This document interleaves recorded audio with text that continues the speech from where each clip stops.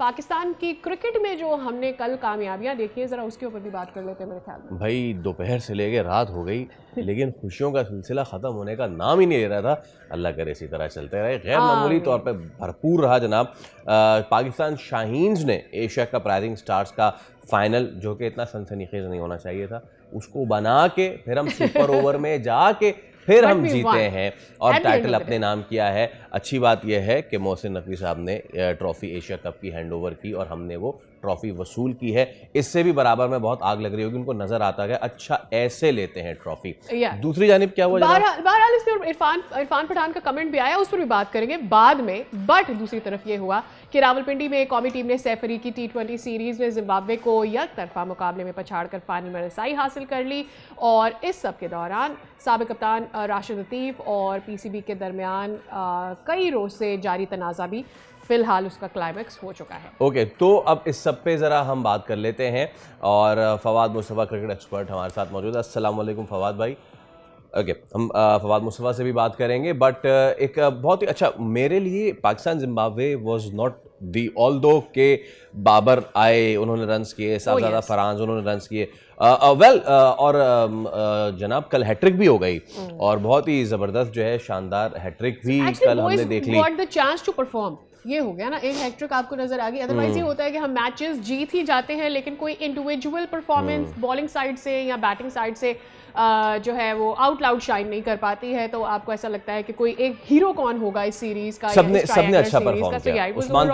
उस्मान तारिक ने हैट्रिक भी कर ली, बाबर आजम भी चल गए, बट अगेंस्ट जिम्बाब्वे ये चीज़ हमें नहीं करनी चाहिए। लेकिन ज़्यादा मेरे लिए अच्छी चीज़ थी एशिया कप राइजिंग स्टार्स।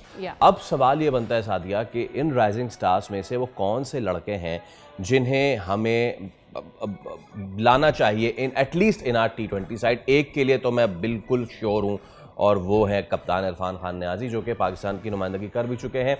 चलिए, फवाद मुस्तफ़ा हमारे साथ मौजूद है। अस्सलाम वालेकुम फवाद भाई, thank you so much for your time sir. Asia cup emerging rising star हमने जीत लिया है। परफॉर्मेंस सबकी आपको पता, हमें भी बताएं, मुझे बताएं फौरी तौर पे कौन से लड़के जो कि नेशनल साइड में आना डिजर्व करते हैं। देखिए, मेरे ख्याल से एक तो बहुत बहुत मुबारकबाद पाकिस्तान क्रिकेट टीम को, पाकिस्तान क्रिकेट बोर्ड को। मेरे ख्याल से जो लड़के तैयार हैं उनमें सुफियान मुकीम एक ऐसा खिलाड़ी है कि जो फौरन आ सकता है। अहमद दानियाल ने अंडर प्रेशर जिस तरह से परफॉर्म किया तो वो भी काफी हद तक अगर जरूरत पड़ेगी तो ये जरूर पता है कि अंडर प्रेशर जो भी आदमी इस तरह से खेलता है, जतवाता है, पहले भी पाकिस्तान की टीम का वो हिस्सा रह चुके हैं, तो वो भी अगर जरूरत पड़े तो तैयार हैं काफी हद तक। बैटिंग में मास सदाकत ने बहुत इम्प्रेस किया एंड उम्मीद ये है कि वो भी जिस तरह से आगे बढ़ रहे हैं बहुत जल्द टीम में जगह बना लेंगे। मेरा सिर्फ कहना ये है कि एक जो अच्छी बात ये है कि हमारी बेंच स्ट्रांग होती चली जा रही है, जो हमें एक परेशानी लायक होती थी कि जी हमारे पास बैकअप नहीं है, हमारे पास प्लेयर्स नहीं है, जो हम बात कर रहे थे। पिछले एक महीने में अगर आप कामयाबियां देखें तो पाकिस्तान ने साउथ अफ्रीका को सीरीज हराई, उसके बाद श्रीलंका को सीरीज हराई, T20 कप के फाइनल में पहुंचा, हांगकांग 6 जीता और फिर ये एशिया राइजिंग स्टार जीता। तो पाकिस्तान क्रिकेट बहुत अच्छा परफॉर्म किया पिछले 30 दिनों में। सही। अच्छा फवाद भाई, अब हमें एक बड़े इवेंट की बात भी करनी है ना, क्योंकि ऑब्वियसली हमारे पास बैकअप नहीं था, हम ये पहले रोना रो रहे थे, अब हमारे पास बैकअप नज़र आ गया, लेकिन हम कभी अपने बैकअप को सही तरह से यूटिलाइज नहीं करते, ये भी हमें पता है। तो हम ऑप्शंस कलेक्ट करके उनको जैसे डिस्करेज करते हैं, उनको बेंच करते हैं, टूर के लिए ले जाते हैं, उन्हें टीम में इंक्लूड नहीं करते हैं, ये हमारी हिस्ट्री है। तो ठीक है अहमद दानियाल, ठीक है सुफियान को तो हम खुला भी चुके हैं। एक तो ये, दूसरा हमने कैपेसिटी बिल्डिंग कितनी की है अपने प्लेयर्स की, दैट इज व्हाट मुझे अभी इंटरेस्ट है, क्योंकि आगे जाके छोटी टीमें नहीं है, इट्स अ बिग इवेंट और हमें बड़ी टीमों के साथ मुकाबला करना है। देखिए, बात छोटी बड़ी टीमों का नहीं है, जिस तरह से आप जीत रहे हैं, आप देख रहे हैं अगेंस्ट श्रीलंका, अगेंस्ट जिम्बाब्वे, वो जो मार्जिन है वो काफी बड़ा है। कुछ मैच करीब भी आए लेकिन आपने बेहतर क्रिकेट खेली है। अब आपने तैयारी करनी है वर्ल्ड कप की, एंड वर्ल्ड कप का एडवांटेज आप कह लें ये है कि आप मैचेस श्रीलंका में खेलेंगे जो काफी हद तक कंडीशंस आपको सूट करती हैं। तो तैयारी तो है, अब इसमें क्या कहा जा सकता है, पहले से बेहतर तैयारी है, तो ओवरऑल तो बेहतर खेल रहे हैं हम, ये अच्छी बात है। अब अगर आप दूसरे मुल्कों का देखें तो वो भी स्ट्रगल कर रहे हैं, इंडिया स्ट्रगल कर रहा है साउथ अफ्रीका के अगेंस्ट, और हमने यहाँ पर हमारे बहुत बड़े बड़े खिलाड़ी बैठे हुए थे जो बात कर रहे थे कि जी स्पिनर्स की विकेटें बना दी हैं, पाकिस्तान की क्रिकेट खत्म हो जाएगी, और ये साउथ अफ्रीका की टीम से अगर सीरीज बराबर भी कर ली तो कौन सा ऐसी बड़ी बात कर ली। अब इंडिया के लिए सीरीज बचाना मुश्किल हो रहा है, जिसको हम दुनिया की बेहतरीन टीम कहते हैं अपने ही गढ़ में। तो हम भी अप्रिशिएट नहीं करते, सिर्फ तनकीद ही ज्यादा कर रहे होते हैं। बाबर आजम को भी लगे हाथों अप्रिशिएट कर लेना चाहिए फवाद भाई हमें। सॉरी, बाबर आजम को भी लगे हाथों अप्रिशिएट कर लेना चाहिए हमें। नहीं, ऑब्वियसली देखिए बाबर आजम से जो वो एक्सपेक्ट कर रहे थे, जिस वजह से उन्हें बाहर बिठाया था, जब वो वापस आए तो बेहतर करने लग गए ना। ये तो बड़ी अच्छी बात है। आप देखिए वनडे में भी जिस तरह से खेले, T20 में भी खेले, जो ऑब्जेक्टिव बाहर बिठाने का, ये रेस्ट कराने का होता है, वो जरूरी नहीं है कि आपने किसी को प्लेयर को बाहर कर देना होता है।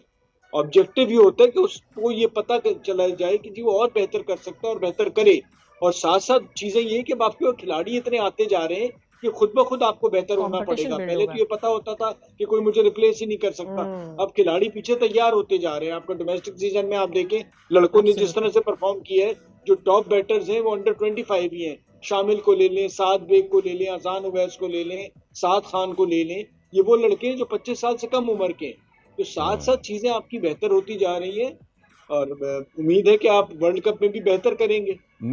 आपने पिछले 30 दिनों का जो अहाता किया है, तो मैं ओवरऑल अपनी इमर्जिंग शाहीन्स को और नेशनल टीम में भी, अगर मैं आपको ये कहूँ फवाद भाई कि कुछ ऐसे नाम हैं जो कि आए, उन्होंने अच्छा परफॉर्म किया और कुछ का कमबैक बड़ा अच्छा हुआ। उसमें से अगर हम चुने एक फ़हीम अशरफ, सर बहुत तनकीद की उन पर, लेकिन फ़हीम अशरफ ने बड़ा अच्छा कमबैक किया। मोहम्मद नवाज़ ज़बरदस्त कमबैक किया। और इसके साथ में अगर शाहीन्स की बात करूं तो मास सदाकत को मैं कैसे भूल सकता हूं। सेमीफाइनल तक वो नॉट आउट रहे, उसके बाद फाइनल में भी उनकी अच्छी इनिंग्स आई, प्लस ये कि वो बॉलर भी बहुत अच्छे हैं। ठीक है, इंडिया के खिलाफ उन्होंने ही शैकल्स जो है वो ब्रेक किए थे। सो बहुत अच्छा प्रोस्पेक्ट है पाकिस्तान के लिए। मेरा सिर्फ एक ये है कि हम ज़रा बाहर जाएं एशियन कंडीशन से, वहाँ जाके अपने इन शाहीन्स को टेस्ट करें, तो हमें इनका मेटल ज़्यादा बेहतर जो है पता चल सकेगा। फवाद भाई आप बिल्कुल सही बात कह रहे हैं। हमें अब मेरे ख्याल से 18 के टूर्स प्लान करने चाहिए। साउथ अफ्रीका भी इन लड़कों को भेजना चाहिए, ऑस्ट्रेलिया भी भेजना चाहिए, इंग्लैंड, न्यूजीलैंड, और इसी तरह से बाकी मुल्क टीमों को तैयार अपनी करते हैं। आप देखें इसी तरह से इंडिया अपनी A टीम्स को दुनिया भर में भेजता है। तो ये बहुत ज़रूरी है कि टूर्स अरेंज किए जाएँ उन कंडीशंस में, ताकि लड़के जब पाकिस्तान को रिप्रेजेंट करें और इन जगहों पे जाके टेस्ट क्रिकेट खेलें या ODI या T20, तो वो काफ़ी हद तक उस जगह के बारे में उन्हें अंदाजा हो। तो ये चीज़ें ज़रूर प्लान करनी चाहिए क्रिकेट बोर्ड को। और साथ साथ आपने जो बात की कि ये जितने भी खिलाड़ी हैं, ये बहुत ही बेहतर परफॉर्म किया है इन्होंने पूरे एक महीने के अंदर। अगर आप देखें जिस तरह से क्रिकेट है, और पाकिस्तान की क्रिकेट, खुशी ये है as a cricket fan, as a cricket analyst, कि पाकिस्तान की क्रिकेट बेहतर कर रही है। बहुत ज़्यादा तनकीद के साथ साथ मैं मैनेजमेंट की भी तारीफ करूंगा, जिन्होंने तनकीद से डरे बगैर इन लड़कों को कंसिस्टेंटली मुसलसल चांस दिया और रिजल्ट बेहतर आने शुरू हो गए और कॉन्फिडेंस मिला। सारी चीज कॉन्फिडेंस की होती है। जब आपके अंदर से खौफ निकलता है तो आप अपना बेस्ट डिलीवर करने लगते हैं, which is a good news. And शुक्र है कि पाकिस्तान अच्छा कर रहा है, और यही हम और आप चाहते हैं कि पाकिस्तान अच्छा करे। राइट। अच्छा, मुझे ये बताइएगा फवाद भाई कि ऑब्वियसली हम ये सारी तैयारियां जितनी भी आसपास क्रिकेट होती देख रहे हैं, हम सोचते यही है कि अगला बड़ा इवेंट क्या आ रहा है, वहाँ पर हमारी परफॉर्मेंस क्या होगी। अब T20 वर्ल्ड कप के लिए हमने कितनी तैयारी कर ली है? आर वी थिंकिंग कि हमारे पास जो नए प्लेयर्स आ रहे हैं, परफॉर्म कर रहे हैं, क्या हम उन्हें मौका देंगे, या फिर इससे पहले जो होता रहा है कि वो फिर एंड में वही टीम बनती है जिन प्लेयर्स को हम साल से खेलते हुए देख रहे हैं, तो नए लड़के हम ले जाते हैं, आइदर वी बेंच देम और वी डोंट प्ले देम।